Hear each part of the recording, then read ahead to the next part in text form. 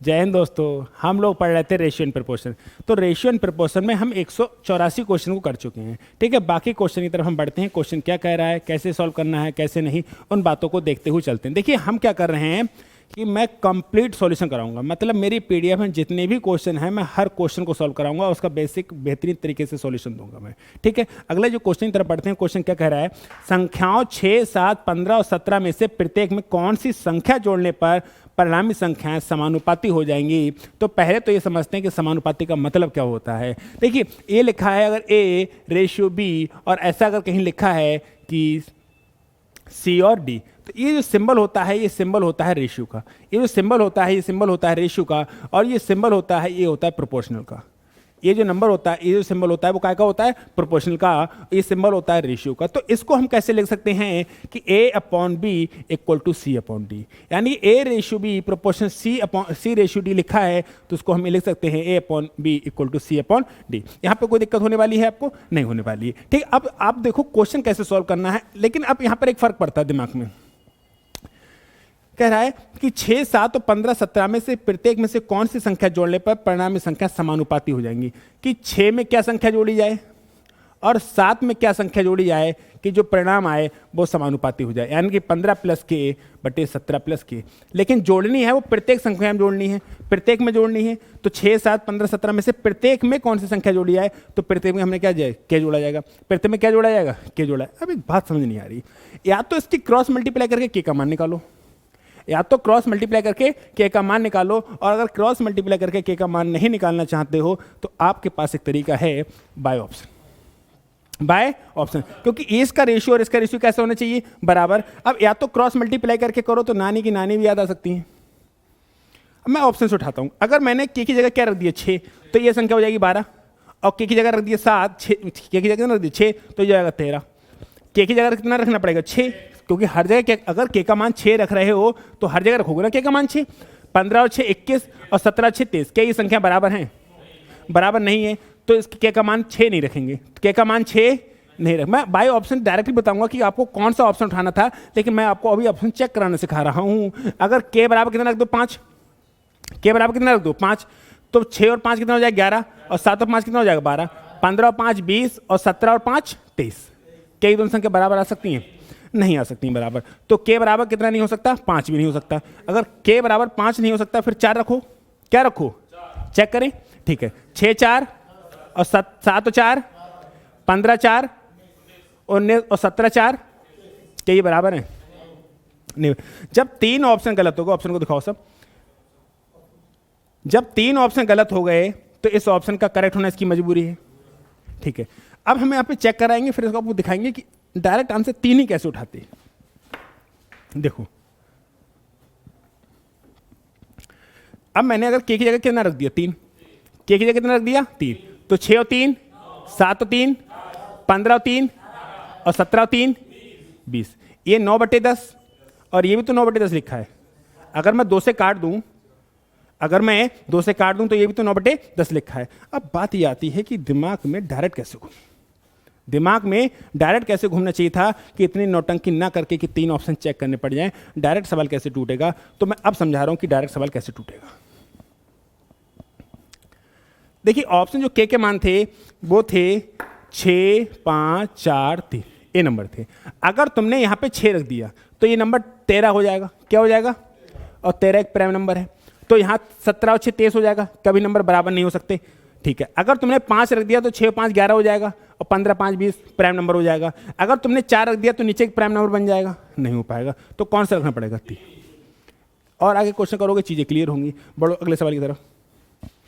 और अगर नहीं करना चाह रहे हो इस चीज तो आपके पास एक ऑप्शन है कि आप क्रॉस मल्टीप्लाई करो, ओके का मान निकाल लो, द्विघात समीकरण बनेगी भाई साहब। वो तो भला करो कि बराबर बराबर तो कट जाएगा मामला। सवाल कह रहा है 6 14 18 तथा 38, 6 प्लस के 14 प्लस के बराबर क्या होने चाहिए, 18 प्लस के और 38 प्लस के। कह रहा है ना प्रत्येक संख्या में कौन सी संख्या जोड़ दी जाए, कौन सी संख्या जोड़ने परिणामी संख्या एक समानुपात हो जाएंगी। अब फिर सोचो, देखो 6 और 1 7 रख सकता हूं, और 18 1 19 कभी बराबर नहीं होगा। अगर मैंने 2 रख दिया, 6 और 2 8, यहां हो जाएगा 18 और 2 20, 8 और 20 में बराबर हो सकता है, नहीं हो सकता। 8 दूनी 16 आएगा, मैं समझा रहा हूँ अभी, मेरी बात को ध्यान सुनना। अगर 3 रख दिया यहाँ 9 हो जाएगा, यहाँ 3 रख दिया 21, कभी बराबर नहीं आएगा। 6 4 10 और 18 4 22, नहीं आया समझ में। समझो, पहले अगर 1 रख दिया तुमने तो यहाँ हो जाएगा 7, और 1 रख दिया क्या हो जाएगा 15। ठीक है, अगर तुमने वहाँ 1 रखा तो 18 और 19 हो जाएगा, और 38 और 39। क्या ये नंबर बराबर हो पाएंगे? नहीं, यानी 1 नहीं हो सकता। ठीक है, अब रखो 2, क्या रखो 2। अगर आपने 2 रखा तो क्या होने जा रहा है उसको देखो। अगर 2 रखा 6 और 2 8 और 16, अगर ये रखा तो 18 और 2 20 और 20 और 2 40, ये 1/2 और ये भी क्या लिखा है 1/2, आराम से बराबर हो जाएगा। इसको देखो, प्राइम नंबर ना बनना चाहिए। क्या ना बनना चाहिए? प्राइम नंबर, क्योंकि प्राइम नंबर कटेगा नहीं। अगर तुमने 3 रखा, अरे फिलहाल तो तुम्हारा चेक हो गया ना, तो आगे बढ़ो, तुम टेंशन मत लो इतनी भारी, तो चेक कर लो तो भी कोई दिक्कत नहीं। बस एक काम का ध्यान रखना कि क्रॉस मल्टीप्लाई करने की कोशिश मत करना, क्रॉस मल्टीप्लाई करने की कोशिश मत करना। आगे बढ़े, अगला जो सवाल है वो क्या कह रहा है उसको देखो। कह रहा है वह संख्या कौन सी है जिसमें यदि 7 16 43 और 69 में जोड़ने पर हमें संख्या समानुपात हो जाएंगी। तो 7 प्लस के बट्टे क्या हो जाएगा 16 प्लस के, बराबर क्या हो जाएगा 43 प्लस के, और नीचे क्या हो जाएगा 79 प्लस के। अब के का मान रखना है, या तो क्रॉस मल्टीप्लाई करो या ऑप्शन से उठाओ। अगर तुमने उठाया 7 और 2 9 18, 7 और 2 9 और 16 2 18, 43 और 2 45, 69 2 81, 1/2 है क्या 1/2 हो रहा है? कहाँ हो रहा है? ये 9 दूनी 18 1/2 है क्या 1/2 है? नहीं है, तो आपका ये वाला ऑप्शन नहीं हो सकता। के की जगह कितना रखा 3, 7 3 10 16 3 19, ये भी नहीं होगा। देखो 43 और 3 46 और 82, नहीं बनेगा। ये प्राइम नंबर 19 दिख गया, दिख गया, हटाओ इसे भी। अगला देखो 5, 7 और 5 12 और 16 5 21, 43 और 5 48, 69 5 84, काटें से 3 चौक 12, 3 सत्ते 21, 12 चौक 48, 12 सत्ते 84, 4/7। तो कौन से के कितने मान पे 5। और अगर ये नहीं करते तो आपको क्या करना पड़ता? क्रॉस मल्टीप्लाई करना पड़ता दोनों तरफ। इधर भी के स्क्वायर बनता है, इधर भी के, वो तो भला हो कि दोनों तरफ के स्क्वायर बनेगा, वो कट जाएगा। और अगर ना बनता तो द्विघात समीकरण बन जाती, फिर लगाते द्विघात समीकरण सॉल्व नहीं होती, फिर लगाते श्रीधराचार्य विधि, फिर उसके लिए धराचार्य विधि याद करो, है ना। आगे बढ़े, कंडे काले हो जाते हैं। आधे बच्चों को तो समझ नहीं आता कंडे काले होने का मतलब क्या होता है? कोई बात नहीं है, सब समझ जाएंगे।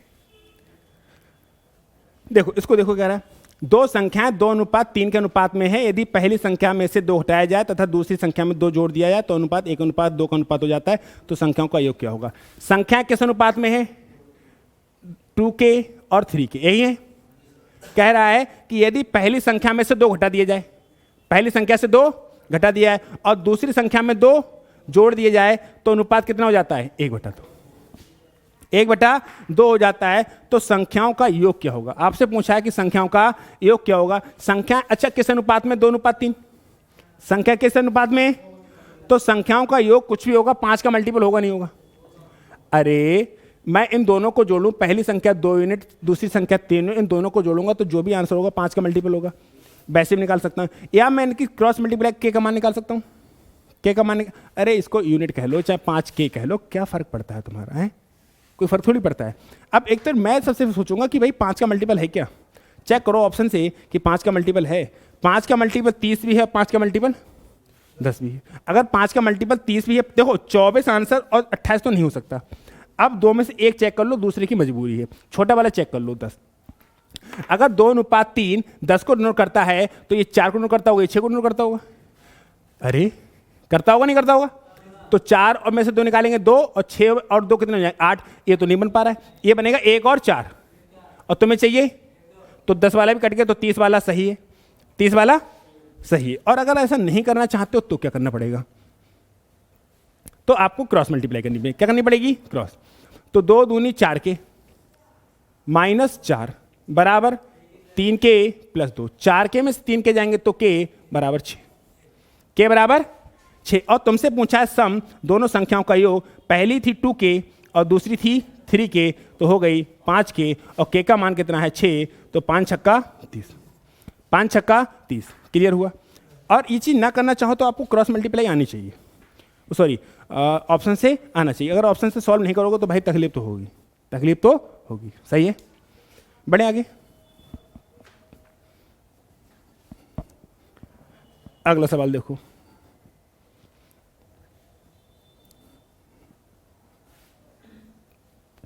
अगला जो सवाल है वो कह रहा है कि एक महाविद्यालय में लड़कों और लड़कियों का अनुपात कितना है? 5:3।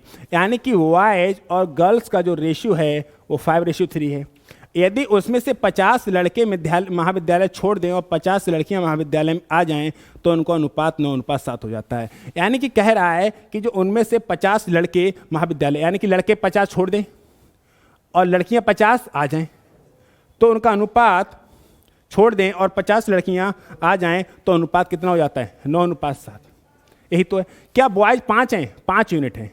और गर्ल्स क्या 3 है? 3 यूनिट है। यूनिट कह लो चाहे के कह लो, इस वास्ते तो कोई फर्क नहीं पड़ता है।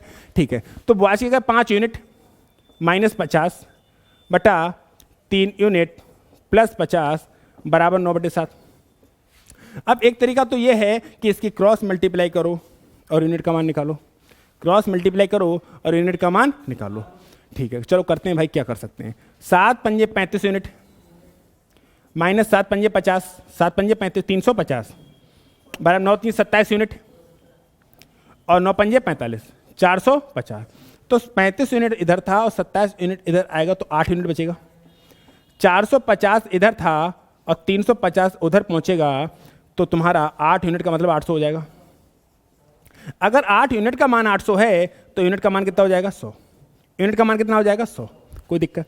तुमसे पूछा क्या है, देखो जरा सब सवाल में। तुमसे कह रहा है कि बताइए उस महाविद्यालय में लड़कों की संख्या कितनी है। आपसे क्या पूछा है कि लड़कों की संख्या कितनी है, लड़कों की संख्या कितनी है। और आपको पता है जो बॉयज है वो 5 यूनिट है। बॉयज कितने हैं? बॉयज कितने हैं? 5 यूनिट। अगर बॉयज 5 यूनिट हैं और यूनिट का मान 100 है तो बॉयज कितनी है? 5। सवाल का आंसर आ जाएगा। ये है जिंदगी की बर्बादी, ये है जिंदगी की बर्बादी। इस सवाल को आप और भी आसान भाषा में कर सकते थे अगर आप समझने की कोशिश करेंगे तो। क्या हम समझाएं? ये तो कंप्लीट सॉल्यूशन हो गया ना। और कंप्लीट सॉल्यूशन करोगे तो सिर्फ कॉपी पे होगा, एग्जाम में नहीं होगा। एग्जाम में इतना टाइम नहीं देता, एग्जाम में कितना टाइम, इतना सॉल्यूशन करो। अब सोचो मेरी बात को मैं क्या कहना चाहता हूं। बहुत ही आसान भाषा में समझा रहा हूं मैं मेरे भाई, लेकिन मैं जिस तरीके से समझा रहा हूं उसमें ऑप्शन का सहारा, किसी का तो सहारा लेना पड़ेगा, किसी का तो सहारा लेना पड़ेगा। या तो ऑप्शन का सहारा ले लो, फिर जिंदगी में किसी का सहारा नहीं लेना पड़ेगा। या जिंदगी में सहारा लोगे तो ऑप्शन का महत्व लो।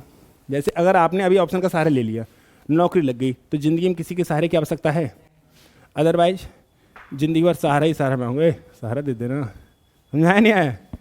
चलो, तो उनसे पूछा गया लड़कों का अनुपात। चलो, तो लड़कों का, अरे दिखाओ मेरे भाई ऑप्शन। तो या तो 300 होंगे या 500 होंगे या 400 होंगे या 600 होंगे। तो मेरी बात सुनो, बॉयज में से 50 घटा दिए जाएं और गर्ल्स में से 50 जोड़ दिए जाएं तो अनुपात 9:7 हो जाता है। यानी कि 50 घटाने के बाद 9 का मल्टीपल बने। सही कह रहा हूं गलत कह रहा हूं? 50 घटाने के बाद 9 का मल्टीपल बने। ऑप्शन देखो, अगर ये 300 है तो 300 में से 50 घटा देंगे, ऊपर 250 बचेगा। ऊपर 250 बचेगा नहीं बचेगा? मैं यहां पे लिख ले रहा हूं कि बॉयज -50 और गर्ल्स -50। ठीक है, इधर से इधर लिख दे रहा हूं कि बॉयज का कुछ भी हो उसमें से 50 घटाने पर 9 का मल्टीपल बने तभी तो 9 आएगा। आएगा। चलो चेक करो। पहला ऑप्शन, मैं ऑप्शन लिख लेता हूं यहां पे। पहला ऑप्शन कह रहा है 300, दूसरा कह रहा है 400, तीसरा कह रहा है 500, फिर कह रहा है 600। लाओ, अगर ये बॉयज की संख्या 300 रही होती तो ऊपर 250 आता। बताओ 250 काट के कभी 9 आएगा? नहीं आएगा, नहीं भी कभी नहीं आ सकता। और अगर इसकी संख्या 400 रहती तो 350 आता। क्या 350 काट के 9 आएगा? कभी नहीं आएगा। अगर 600 रही होती तो ऊपर 550 आता। क्या 550 काट के 9 आता? ये बात जिसने दिमाग में आ गई ना, कोई माई का लाल सिलेक्शन नहीं रोक सकता आपका। और जब तक करोगे रहोगे क्रॉस मल्टीप्लाई, तुम्हारा भी क्रॉस ही लगेगा। Not selected, you are not shorted in this exam. Reality है। करो इसका, जिसका जैसा जैसा सहायता करोगे। तुम कर क्या रहे हो? Cross multiply. एग्जाम में खुश हो गया, वाह मुकैम्बो खुश हुआ। तुमने भी जो किया एग्जाम ने भी बोझ दे दिया। नहीं आया समझ में?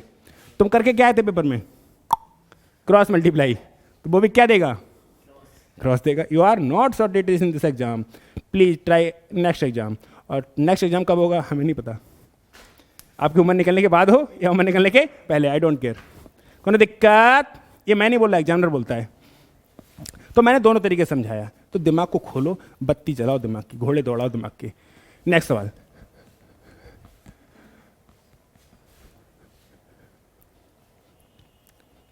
अगला जो सवाल है क्या कह रहा है उसको भी देखो।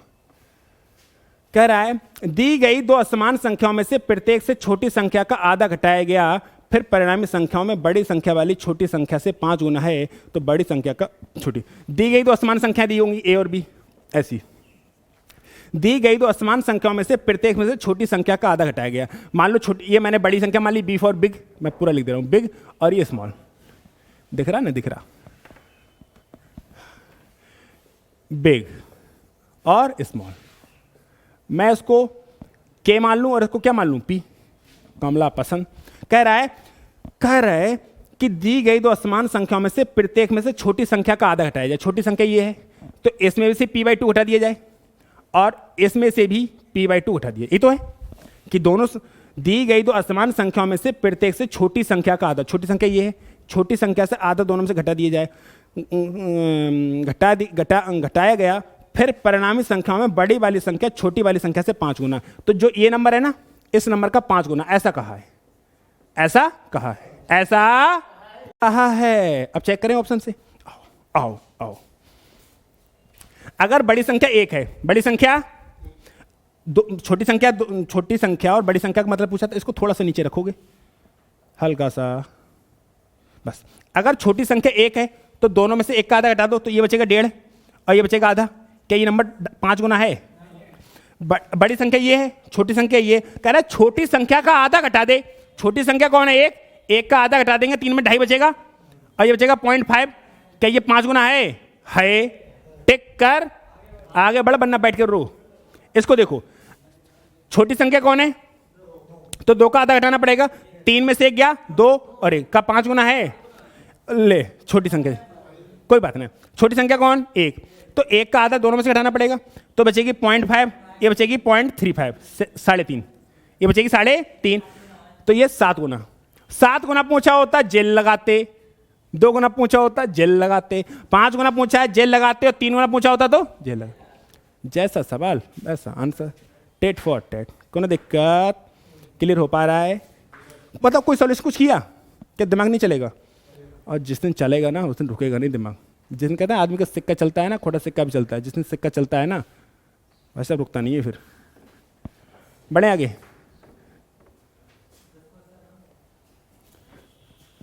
चलो इसमें 15 कर लो, पूरे 200 कर लो, है ना। कितने मिनट की हुई क्लास ये?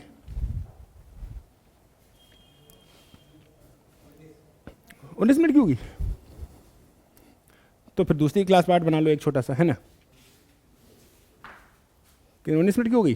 चलो मिलते हैं हम लोग नेक्स्ट क्लास में। स्वस्थ रहिए, मस्त रहिए, पढ़ाई करने में व्यस्त रहिए।